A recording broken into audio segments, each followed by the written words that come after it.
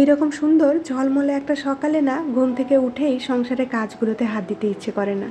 আজকে সকালে ঘুম থেকে ওঠার পরে নিজের মতো করে অনেকটা সময় কাটিয়েছি, তারপরে টুকটুক করে কাজে হাত লাগিয়েছি। নমস্কার সবাইকে, আমি পৌশালী। পৌষ সানশাইনের আবারও নতুন একটা ব্লগে আপনাদের সবাইকে জানাই অনেক স্বাগত।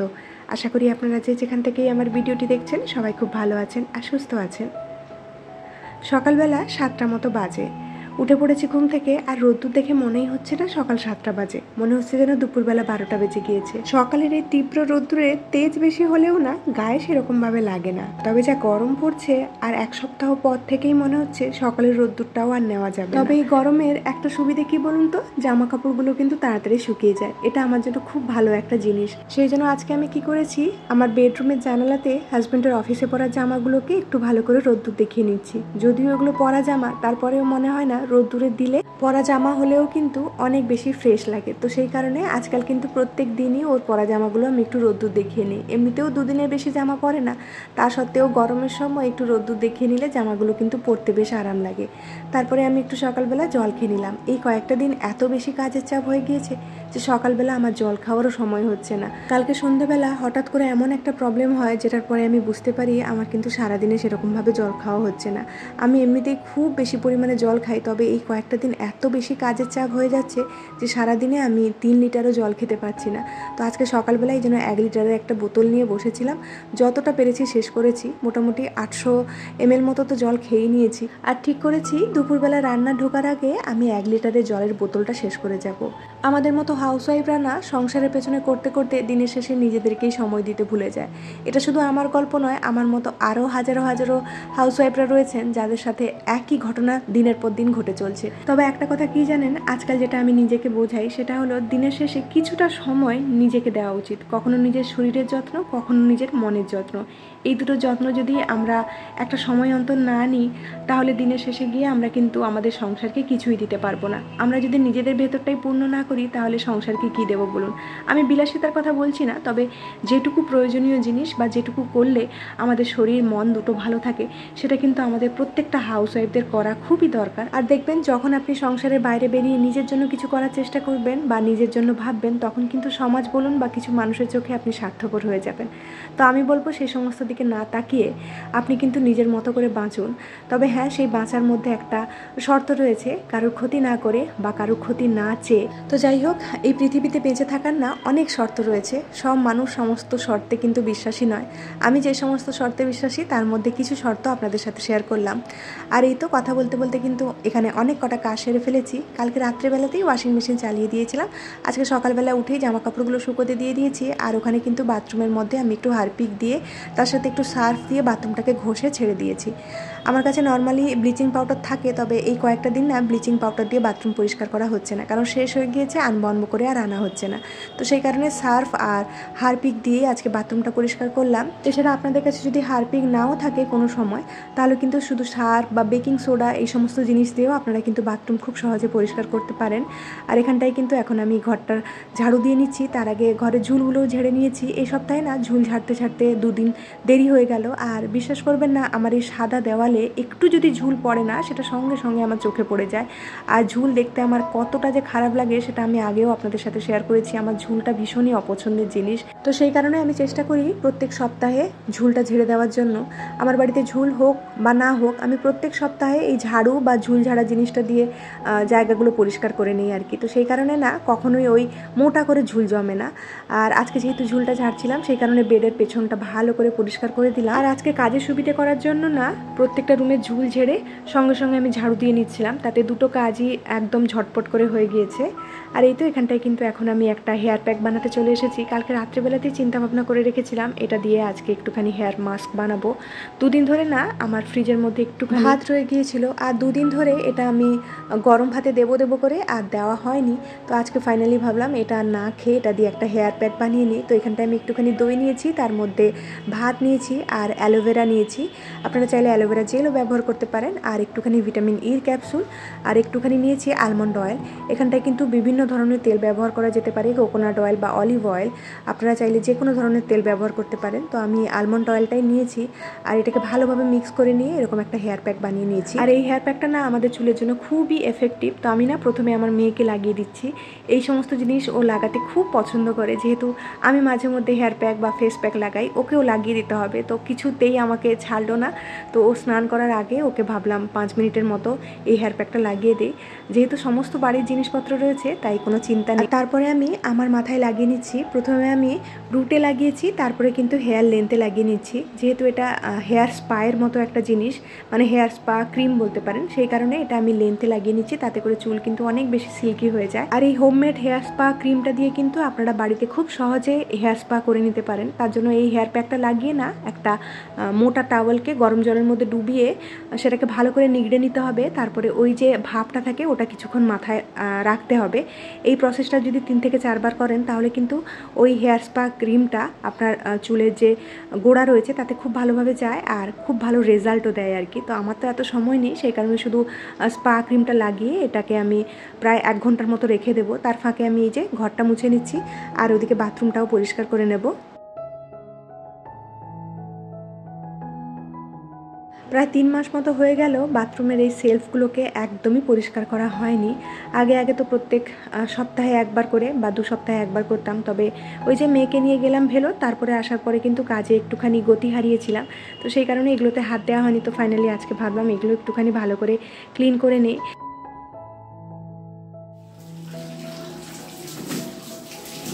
নর্মালি আমি বাথরুমের এই টাইলসগুলো পরিষ্কার করার জন্য টাইলস ক্লিনার রাখি। তো আজকে আমার কাছে সেরকমভাবে কিছুই নেই, শুধুমাত্র হারপিকটা ছাড়া।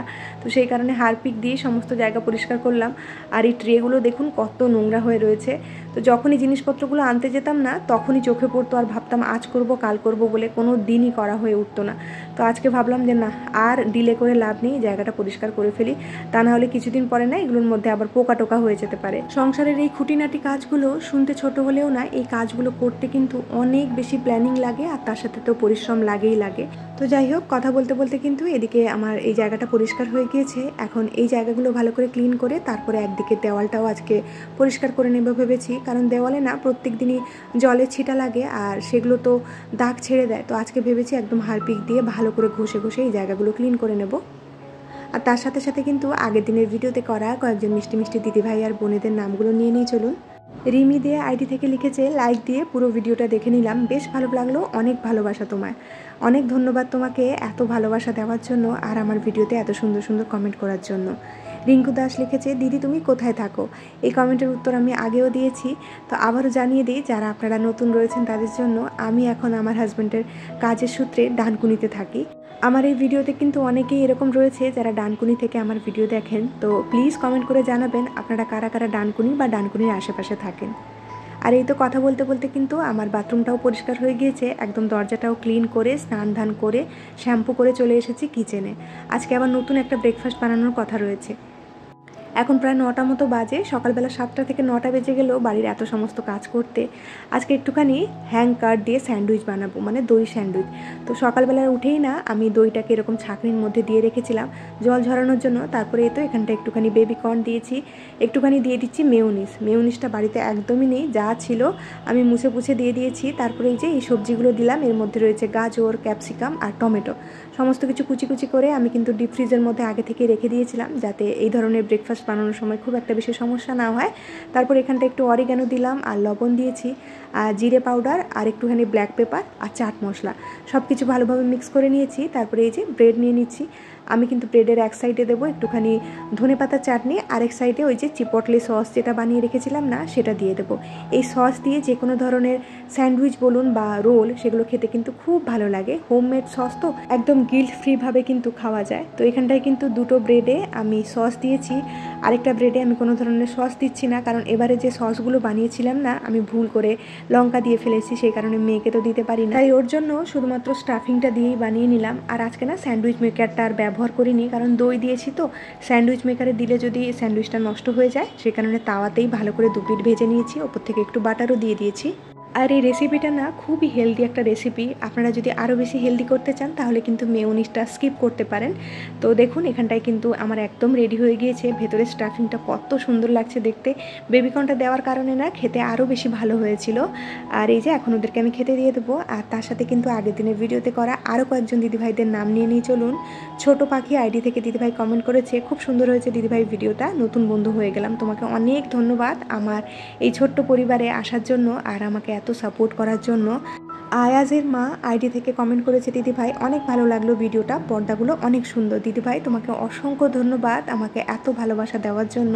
ঈশিতা সাউ আইডি থেকে লিখেছে, তো নিরামিষ রান্নাগুলো দেখে আমার ভীষণ ইচ্ছে হয় খেতে, আমিও বানিয়ে খাই, কন্টেনারগুলো খুব সুন্দর হয়েছে, লিঙ্ক শেয়ার করিস, আমিও নেব। অবশ্যই আমি কন্টেনারগুলোর কিন্তু লিঙ্ক পরের কোনো ভিডিওতে শেয়ার করে দেবো। আর জয়শ্রী বিশ্বাস আইডি থেকে দিদিভাই লিখেছে, খুব ভালো থেকো, তুমিও অনেক ভালো থেকো দিদিভাই, প্রত্যেক দিন আমার ভিডিওতে এত সুন্দর সুন্দর কমেন্ট করার জন্য সত্যি তোমার কাছে আমি অনেক বেশি কৃতজ্ঞ। আর এই তো এদিকে কিন্তু আমি সবজিগুলো কাটতে বসে গিয়েছি। তার আগে আমি জলের কন্টেনারটাও ভালো করে ধুয়ে দিয়েছি। এখন বাবা মেয়ে দুজনে মিলে জল ভরবে বসে। আর এদিকে আমি দুপুরে রান্নাবান্নাগুলো সারবো।